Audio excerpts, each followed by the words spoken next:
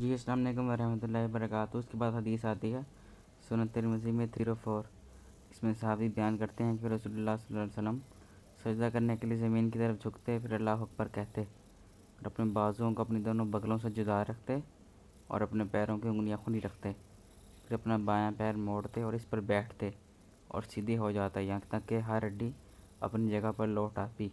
اور آپ اٹھتے اور دوسری رکعت میں بھی اسی طرح کرتے یہاں تک کہ دوسری رکعت سے جب تیسری رکعت کے لیے اٹھتے تو اللہ اکبر کہتے اور اپنے دونوں ہاتھ یہاں تک اٹھاتے کہ انہیں اپنے دونوں مونڈوں یعنی کندھوں کو مقابل کر لیتے، یعنی کہ 2 رکعتوں کے بعد جب آپ کھڑے ہوں گے تو ہاتھوں کو کندھوں تک اٹھائیں گے اس وقت کہا، اور اب جب اپنے کندھوں تک اٹھاتے یعنی کہ مونڈوں تک اٹھاتے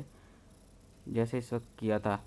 جب آپ نے نماز شروع کی تھی، یعنی کہ جب نماز شروع کرتے ہیں اللہ اکبر کرتے ہیں اسی طرح 2 رکعتوں کے بعد دوبارہ ہاتھ اٹھائیں گے، پھر اسی طرح کرتے ہیں یہاں تک کہ جب وہ رکعت ہو جاتی اس میں نماز ختم ہو رہی ہے تو اپنا بایاں پیر مؤخر کرتے یعنی اپنی داہنی طرف پیر کے نیچے سے نکال لیتے اور سرین پر بیٹھتے، پھر سلام پھیرتے۔ تو یہ طریقہ ہے بیٹھنے کا جلسے میں جو عام ہوتی ہیں پہلی رکعت یا دوسری رکعت تیسری رکعت میں، اس میں تو یہی طریقہ جو اوپر آیا ہے کہ اس نے اپنا بایاں پیر موڑتے اور اس پر بیٹھ جاتے، ٹھیک ہے۔ لیکن جو آخری آپ جلسہ کریں گے بیٹھیں گے جس کے میں آپ نے سلام پھیرنا ہے اس میں آپ دایاں پیر باہر نکال لیں گے، اس کے بھی مختلف احادیث آتی ہیں۔ تو جو پہلی دوسری تیسری رکعت میں آپ بیٹھیں گے اس میں آپ بایاں پیر